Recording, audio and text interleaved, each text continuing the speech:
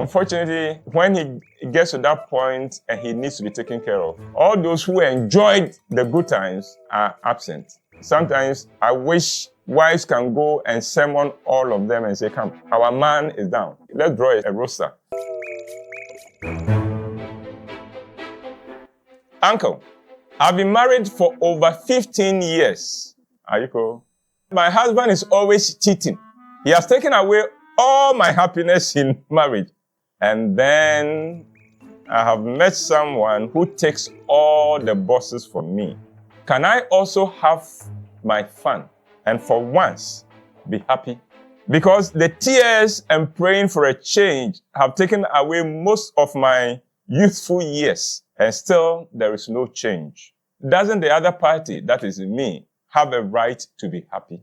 This is obviously a question from a lady. And the sad thing is that this could be the question for many more women.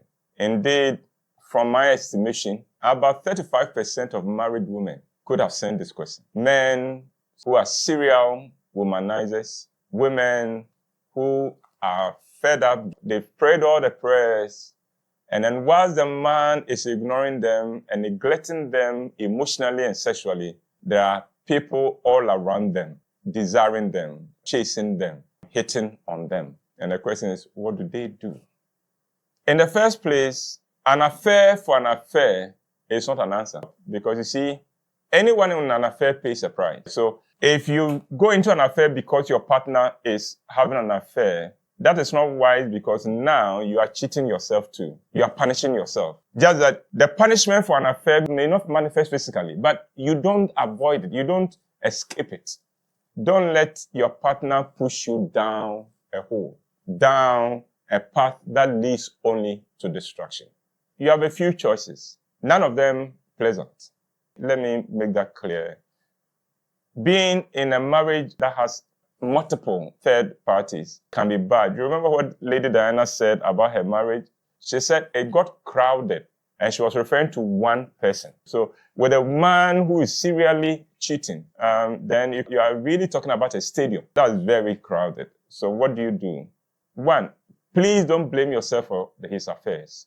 A lot of women make the mistake of taking the blame for the affair of their husbands and say, maybe I'm not satisfying him. Could it be that I'm not looking good enough? My attitude to that changed when Miss World in the 70s, her husband cheated on her. How beautiful should a woman be? She had just won Miss World and her husband was cheating on her. So a man doesn't need any reason to cheat. And sometimes the reason they give is because you are not satisfying him sexually, or because you've let yourself go. No, those are excuses.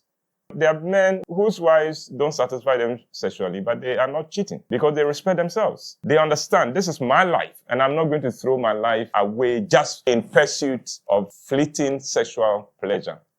In my counseling, I have discovered that men seldom cheat in their marriage with a girl more beautiful than their wives. Sometimes when you meet the wife and you meet the girl that he is cheating with, you ask, oh, Mama, what is wrong with us? Number two, if you have evidence, confront him or get a counselor to confront him. And that is why it is so advisable that always get a counselor for your relationship. Somebody to whom the two of you hold yourselves accountable. And if you are relating to any young man or young woman who does not have anybody he holds himself accountable to, that should be a red flag. The person who doesn't have somebody who can hold him accountable or her accountable is a disaster waiting to happen. So if you are fortunate enough that he has somebody he can listen to, then escalate the matter there. This must be somebody whose judgment you can trust. And then you can go and put the facts before the person and say, these are the evidence, please help us. And the person, if he's wise enough, will know how to approach your partner and broach the topic and maybe get to the root of the matter. If that doesn't work, then let your people know what is going on. You know, in Ghana, we marry into families, and that is why some people will have to lead you to take the wife. So let your people know so they can go to his people and say that this is what your son is doing to our daughter, and we want you involved in this. And let us, both families, talk with your son and find a solution to it. Sometimes it works, sometimes it backfires, because there are young men these days who, even though they may be the youngest in the family, are also the financial pillar of the family. Nobody dares confront him. And so you speak to the family and he can say that you've gone to disgrace me to my family. Now I'll do whatever I want to do. That is possible, but I believe it is a risk worth taking. The other thing you can do is withdraw, is to separate. Because sometimes separation brings awareness to this party. Oh my goodness, what am I throwing away? And then it may help him to wake up. The final thing, and that is very difficult. I agree, these are not easy matters to deal with. But the final thing, ignore what he's doing. Even a mad person goes on retirement. The cheater will one day settle. He will one day wake up and realize, I can't go out. I can't do this anymore. Unfortunately, when he gets to that point and he needs to be taken care of, all those who enjoyed the good times are absent. Sometimes I wish wives can go and summon all of them and say, come, our man is down. Let's draw a roster. I'm taking care of him on Mondays. You two come and take care of him on Tuesdays. But of course, it can't be that way. It's a very difficult situation, especially for somebody who is doing this regularly. It's extremely difficult. But you guard your mind, guard your heart, protect your dignity, protect your self-worth. You are worth everything. Evidence, there are people chasing you, but don't be like him. No, you are better than that. There's a story that one of the people I looked up to told, and he said his father was nasty to the mother, but the mother was always nice and sweet in return. And so one day he asked the mom, why are you doing this? And he says, because I've resolved, I'll not make your father make me less than I am. Young lady, my prayers go to you, my heart goes up to you. It is a difficult situation, but don't let the young man make you less than you are. And rock your life, because there can be life without him. Rock your life and live your life to the full. Especially if they are children, let them know they have a mother. It's not easy, it's doable. Kindly subscribe to my channel and click on the bell button. Thank you.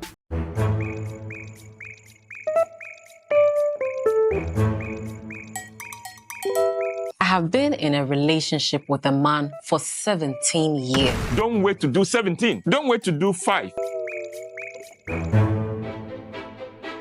Uncle, I have been in a relationship with a man for 17 years. For the past 3 years, we have been making marriage preparations, but he keeps delaying. I sat him down and asked him to set a date so we could plan towards it. But he insists that he will only set a date when he has finished buying all the items on the engagement list. Because of this attitude, I have broken up with him several times, but he keeps coming back, promising to speed things up. And when I recently complained about his lack of commitment, he accused me of being disrespectful. In a recent argument about the wedding, he said everything boils down to money. Meanwhile, we had agreed that I would take care of our traditional wedding attire and the food, while he would buy the items on the engagement list. Uncle, we are both working. He has wasted my youth, my beauty, and my energy. I am an ewe, and he is a fanti. What should I do? He's not going to marry you. And the tribe has nothing to do with it.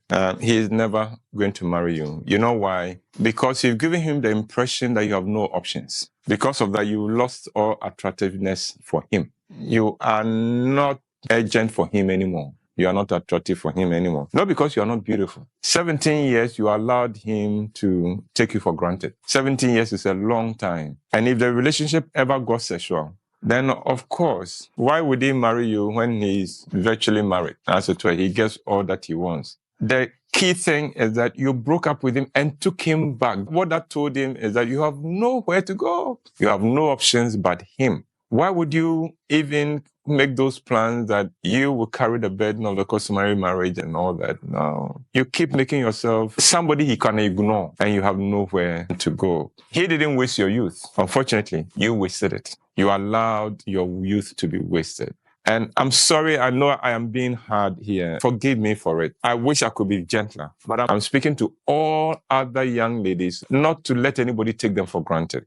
Please, have a boyfriend is no better than no boyfriend. Just as have a husband is no better than no husband. Choose rather to be single than to be with a person who doesn't seem to have any plans for your future, who is not going to take you anywhere, because you owe that to yourself. The question you have to ask yourself is, do I love myself enough not to allow any man to take me for granted, not to be treated as a doormat by anyone? You are valuable. Anyway, so that is for all the others who haven't done 17. I'm saying, don't wait to do 17. Don't wait to do 5. By 5, there must be plans. So if for any reason we can't marry now, at least there must be clear signs. Both parents and both families must know each other and be committed to this. I know that our children have these goals they want to meet before they take the ultimate step. So we are supporting them for it. Not this issue of, then when will you marry me? And then he's dragging his feet and he's treating you. Oh, you are somebody's daughter. Oh, somebody is fantasizing about you. Somebody desires you. You are stuck with this person. No, you were not born for him. He doesn't own you. So 17 years is a long time, but it's also not too long for you to wake up and say, I deserve better than this. Because my daughter, you really deserve better than this. And for all my daughters out there, don't settle for less. One man may not appreciate you, but who knows? For somebody, you are an answer to prayer. If this is dragging, don't be afraid to exercise your options. And even if it means remaining single, remain single with dignity, rather than to be in a relationship that makes you question yourself every day. Am I worth it? Am I beautiful? Is there something wrong with me? For 17 years. Wow. I'm sorry I've had to speak this way, but I speak because of the pain I feel for you. The accounts have a saying, what the ghosts have chopped, let them chop it. But what is left, will protect it. 17 years, gone down the pipeline. Okay. But you are not dying now, are you? Get back your life from him. And this time, if he comes back, let him go and see your people. Don't take him back. Let him go and see your people with concrete plans and let your parents tell you, take him back. But I hope you don't wait for him to come back. Kindly subscribe to my channel and click on the bell button. Thank you.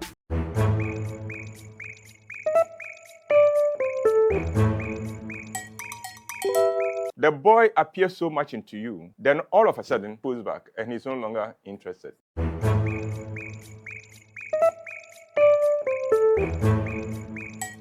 Today, I have my daughter, Dede, still with me. So we're going to answer your questions. Dede, how have you been doing? Have you been a good girl?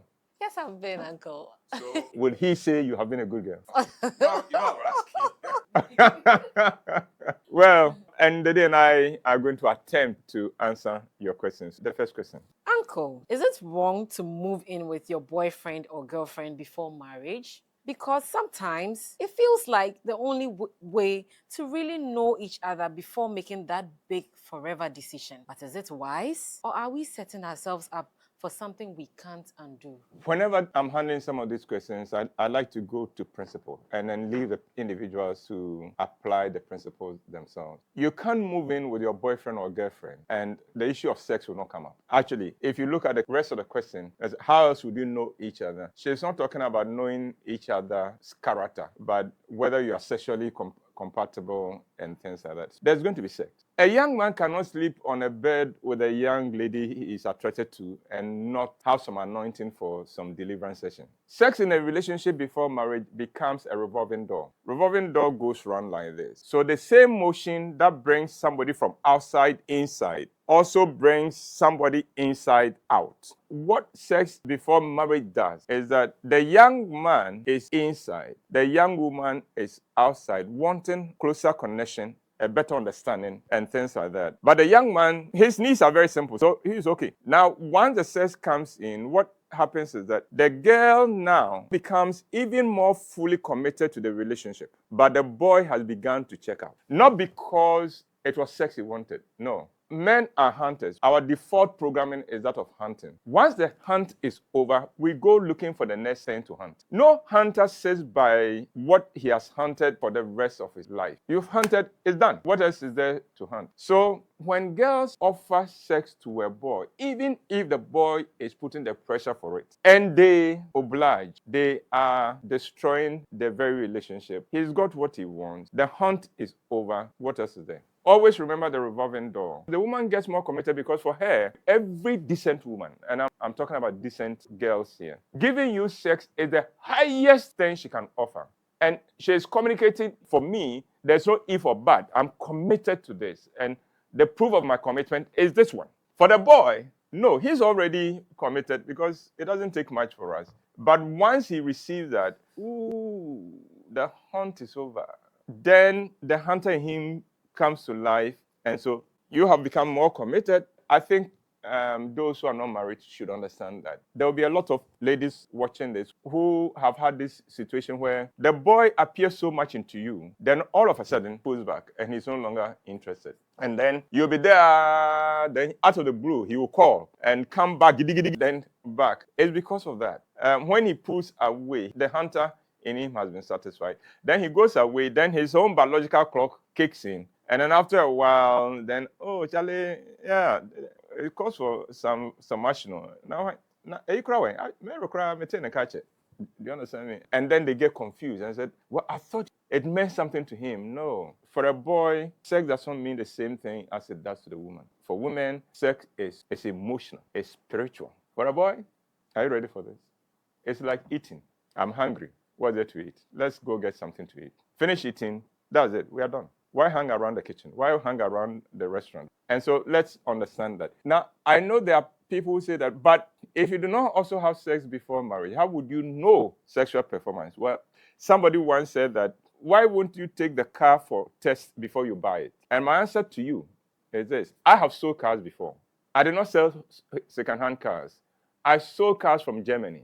I was the head of marketing and sales for Vodi, which was at the time that I was working with them, was a sole agent in Ghana for VW, Audi, and Skoda. And I can tell you this, nobody gets a test drive for a good car. Nobody gets a test drive for a Mercedes-Benz. It is the cars on the roadside that they say test and see, because we are not so sure of it. But the cars that are sure of the engineering, no. And even in the cases where we may give you a test drive, it is not the car we are selling to you. We may give you some other car that has been used and said, you want to try it? The car we are selling to you remains in the warehouse. But the car we are going to sell to you, we don't give you a test drive. At any rate, I give you a test drive and you love the car. What guarantee do you have that you will not have an accident tomorrow? It's a machine. The people who say that, yeah, I want to test and see. There are many who have tested and seen, and they thought they had a good thing, and then there's light off tomorrow. Or if there's no light off, the guy just loses interest in having sex. And there are a lot of sexless marriages around. So let's not play with these things. The principle, as much as you can, if it is possible, keep away from sex for the sake of your relationship. Because if you don't, you put pressure on the future of the relationship. Well, let me know what you think about this, and let's have a discussion with it. This is Uncle Ebo Whyte, and you can ask me anything. Stay blessed.